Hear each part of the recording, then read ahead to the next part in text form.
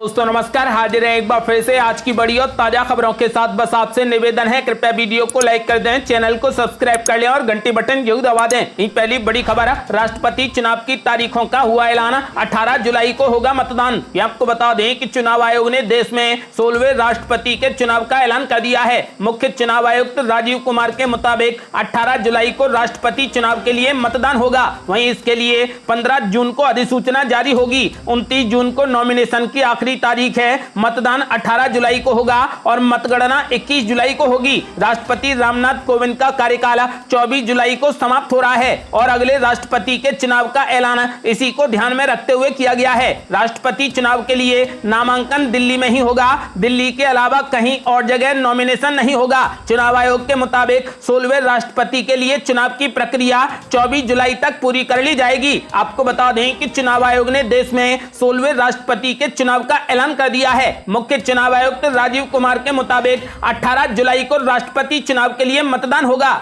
और बड़ी खबर, पैगंबर पर विवादित बयान से अब सड़क पर संग्राम। जंतर मंतर पर AIMIM ने किया प्रदर्शन। ये आपको बता दें कि पैगंबर मोहम्मद पर विवादित टिप्पणी को लेकर नुपुर शर्मा के पक्ष और विपक्ष में अलग अलग बयानबाजी और प्रदर्शन जारी है। आज असदुद्दीन ओवैसी की पार्टी AIMIM ने नुपुर और नवीन जिंदल के खिलाफ दिल्ली के जंतर मंतर पर प्रदर्शन किया, तो वहीं हिंदू महासभा ने नुपुर शर्मा के समर्थन में लखनऊ में पैदल मार्च निकाला। बीते दिन AIMIM के चीफ असदुद्दीन ओवैसी ने ABP न्यूज से एक्सक्लूसिव इंटरव्यू में कहा कि नुपुर शर्मा की गिरफ्तारी होनी चाहिए। उन्होंने कहा कि नुपुर शर्मा ने कोई माफी नहीं मांगी है, बल्कि अपने बयान में अंग्रेजी में इफ लिखा है। उन्होंने माफी कहां मांगी है? असदुद्दीन ओवैसी ने कहा कि ये सरकार तो बुलडोजर की राजनीति करती है। जब भी कहीं कुछ होता है तो बुलडोजर चलवा देती है, तो क्या अब नुपुर शर्मा के घर पर बुलडोजर चलेगा? उन्होंने कहा कि देश के मुसलमानों की बात आती है तो PM मोदी उनकी सुनते नहीं है। PM मोदी भारतीय मुस्लिमों की पीड़ा नहीं समझते। उन्होंने बीजेपी पर देश के मुसलमानों को अपमानित करने का आरोप लगाया है। और ये बड़ी खबर, भड़काऊ बयानों को लेकर असदुद्दीन ओवैसी पर दिल्ली पुलिस ने दर्ज की FIR। आपको बता दें कि भड़काऊ बयानों को लेकर दिल्ली पुलिस की तरफ से दर्ज की गई 2 FIR में AIMIM के चीफ असदुद्दीन ओवैसी समेत 32 लोगों का नाम शामिल किया गया है। यति नरसिंहानंद का भी नाम FIR में जोड़ा गया है। दिल्ली पुलिस ने माहौल को खराब करने के मामले में जो 2 FIR दर्ज की हैं, उस मामले में सोशल मीडिया प्लेटफॉर्म को भी नोटिस जारी कर उनसे जानकारी मांगी है। दिल्ली पुलिस ने के साथ ही एक अपील भी की है कि ऐसे पोस्ट से बचा जाए जिससे माहौल खराब हो सकता है। नुपुर शर्मा के पैगंबर मोहम्मद पर विवादित बयान के विरोध में AIMIM की तरफ से आज राष्ट्रीय राजधानी के जंतर मंतर पर प्रदर्शन करने का ऐलान किया गया था। संसद मार्ग थाने पर AIMIM की कुछ महिला कार्यकर्ता भी पहुंची, जिन्हें पुलिस ने हिरासत में ले लिया। AIMIM का जंतर मंतर पर नुपुर शर्मा के बयान के खिलाफ धरना प्रदर्शन था, जिसकी पुलिस ने इजाजत नहीं दी थी। इसके बाद करीब 12 बजे अचानक 25 से 30 कार्यकर्ता संसद मार्ग पर पहुंच गए, जिसके बाद पुलिस उन्हें बस में बिठाकर तुरंत लेकर चली गई। और बड़ी खबर, भीमसेना चीफ नवाब सतपाल तंवर ने दिया विवादित बयान। कहा नुपुर शर्मा की जुबान काटकर लाने वाले को मिलेंगे 1 करोड़ रुपए। आपको बता दें कि पैगंबर मोहम्मद पर अपमानजनक टिप्पणी को लेकर नुपुर शर्मा माफी मांग चुकी हैं। बीजेपी पार्टी ने भी उनके खिलाफ कड़ी कार्रवाई की है। बावजूद इसके मामला थमता नजर नहीं आ रहा। भीमसेना चीफ नवाब सतपाल तंवर ने नुपुर शर्मा को लेकर अपमानजनक टिप्पणी की है। उन्होंने नुपुर शर्मा की जुबान काटकर लाने वाले को 1 करोड़ रुपए का इनाम देने की घोषणा की है। भीमसेना के इस बयान को धमकी के तौर पर देखा जा रहा है, लेकिन पुलिस ने अब तक इसको लेकर कोई भी कार्रवाई नहीं की है। इस तरीके का बयान सतपाल तंवर ने पहली बार नहीं दिया है। इससे पहले भी कई फिल्मी और राजनीतिक हस्तियों को धमकाकर सतपाल तंवर विवाद खड़ा कर चुके हैं और अब नुपुर की जुबान काटने की बात की है।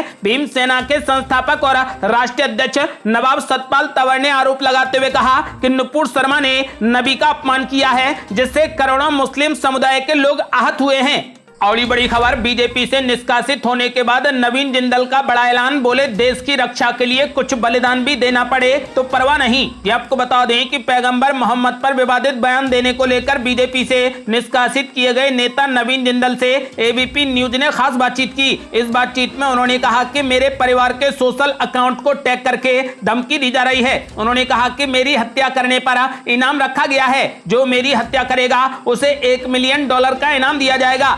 मेरा पीछा किया जाता है, वीडियो बना लिया जाता है, मानसिक दबाव है पूरे परिवार पर। कल मैं डॉक्टर के पास जा रहा था तो कोई मेरा वीडियो बना रहा था, फॉलो कर रहा था। पार्टी के फैसले पर उन्होंने कहा कि मुझे कोई भी टिप्पणी नहीं करनी है, फैसले पर मुझे कोई चर्चा नहीं करनी है। नवीन जिंदल से पूछा गया कि आपको लगता है कि पार्टी ने आपको लेकर गलत फैसला लिया है, पार्टी लीडरशिप के इस फैसले पर क्या कहना है? आपको बता दें कि उन्होंने कहा कि मोदी जी और अमित शाह ने इस देश के लिए जो भी किया है, इससे पहले किसी राजनेता ने इतना नहीं किया है। देश की रक्षा के लिए कुछ बलिदान भी होते हैं तो परवाह नहीं करनी चाहिए, लेकिन उन्होंने जो बलिदान देश के लिए दिए हैं, वो जो सह रहे हैं, कर रहे हैं, बहुत कुछ किया है देश के लिए। भारत का नाम पहचान पूरे देश में है। जब उनसे पूछा गया कि पार्टी से बाहर निकाले जाने को आप बलिदान के तौर पर देख रहे हैं, तो उन्होंने कहा कि असंख्य लोगों की भावनाएं संगठन के सामने आ रही हैं, वही भावनाएं मेरी भी हैं। अगली बड़ी खबर, अभी खत्म नहीं हुई कांग्रेसी विधायकों की घेराबंदी, उदयपुर के बाद अब जयपुर में डालेंगे डेरा।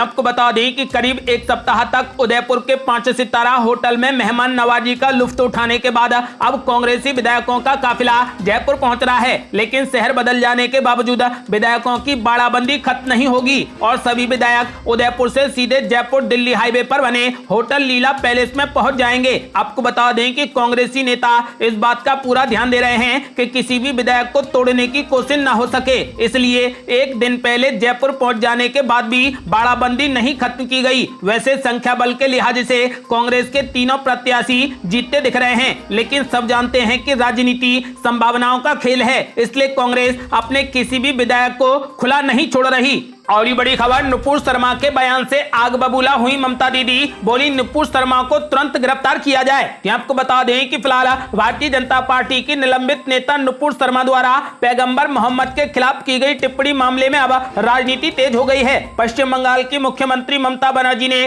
ट्वीट कर भारतीय जनता पार्टी पर हमला बोला है। ममता बनर्जी ने सिलसिलेवार ढंग से 3 ट्वीट किए हैं। पहले ट्वीट में उन्होंने कहा कि मैं कुछ विनाशकारी भाजपा नेताओं द्वारा की गई अभद्र टिप्पणियों की निंदा करती हूं, जिसके परिणाम स्वरूप न केवल हिंसा फैल गई बल्कि देश के ताने बाने का विभाजन भी हुआ, जिससे शांति और सौहार्द बिगड़ गया। अन्य ट्वीट में ममता बनर्जी ने कहा कि मेरी मांग है कि भाजपा के आरोपी नेताओं को तुरंत गिरफ्तार किया जाए ताकि देश की एकता भंग न हो और लोगों को मानसिक पीड़ा का सामना न करना पड़े। साथ ही मैं सभी जातियों, पंथों, धर्मों और समुदायों के अपने सभी भाइयों और बहनों से आम लोगों के व्यापक हित में शांति बनाए रखने की अपील करती हूं। हम इस उकसावे की कड़ी निंदा करते हैं।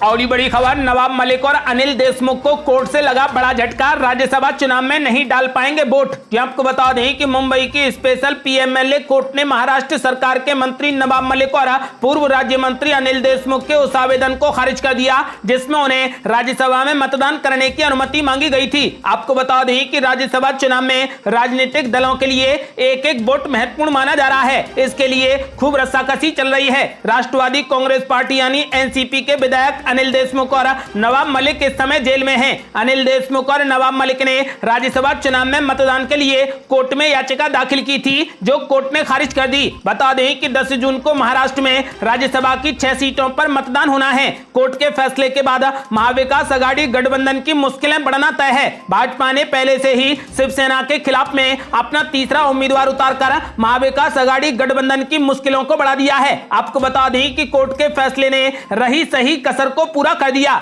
और बड़ी खबर, नवनीत राणा ने महाराष्ट्र के मुख्यमंत्री उद्धव ठाकरे की चुनौती को किया स्वीकार। कहा मुझे उद्धव की चुनौती मंजूर, कश्मीर जाकर ही पढ़ूंगी हनुमान चालीसा।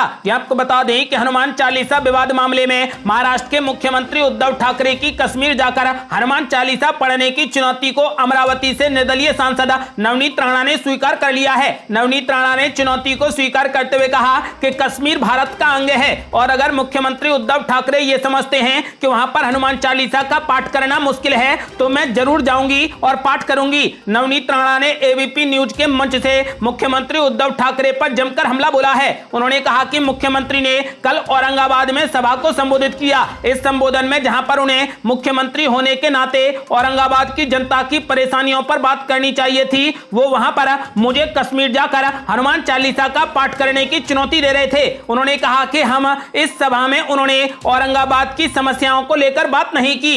नवनीत राणा ने आगे कहा कि उद्धव ठाकरे कहते हैं कि मंदिर में जाना जरूरी नहीं है, हनुमान चालीसा पढ़ना जरूरी नहीं है, तो आप कैसे कहते हैं कि आप हिंदुत्व को दर्शाते हैं। नवनीत राणा ने कहा कि औरंगाबाद की जनता पानी के लिए परेशान है, मुख्यमंत्री ने इसको लेकर कल सभा में कोई भी जिक्र नहीं किया है। वहीं कश्मीरी पंडितों में टारगेट किलिंग और कश्मीरी पंडितों पर बात करते हुए नवनीत राणा ने कहा कि देश के प्रधानमंत्री और गृह मंत्री अमित शाह देश की जनता के साथ हैं। देश की सुरक्षा और लोगों की सुरक्षा के लिए यह सरकार हर कदम उठाएगी और देश की जनता को इस बात का भरोसा है और उनके साथ खड़ी रहेगी। आपको बता दें कि नवनीत राणा ने उद्धव ठाकरे की चुनौती को मंजूर कर लिया है। उन्होंने साफ कर दिया है कि मैं कश्मीर जाकर हनुमान चालीसा का पाठ करूंगी। और बड़ी खबर, कोरोना की डरावनी रफ्तार, लगातार दूसरे दिन 40% का हुआ इजाफा। पिछले 24 घंटे के दौरान देश में 7,240 नए मामले। ये आपको बता दें कि फिलहाल देश में कोरोना वायरस एक बार फिर से तेजी से फैलता जा रहा है। बीते 2 दिन से कोरोना के नए मामलों की संख्या में 40% का इजाफा हुआ है। आपको बता दें कि कल जहां पर 5233 नए मामले थे, तो वहीं आज 7240 नए मामले सामने आए हैं। देश में पिछले 24 घंटे में 7,240 नए मामले सामने आए हैं, जिसके बाद अब एक्टिव मामलों की संख्या बढ़कर 32,490 हो गई है। ये थी अब तक की बेहद बड़ी खबरें। यदि आप भी चाहते हैं कि भारत जल्द से जल्द कोविड मुक्त हो जाए, तो इस वीडियो को लाइक कर अपनी राय हमें कमेंट बॉक्स में जरूर दें। यदि आपने अभी तक हमारे चैनल को सब्सक्राइब नहीं किया है, तो कृपया चैनल को सब्सक्राइब कर घंटी बटन जरूर दबा दें। जल्दी मिलते हैं बड़ी अपडेट के साथ, तब तक के लिए जय हिंद, जय भारत।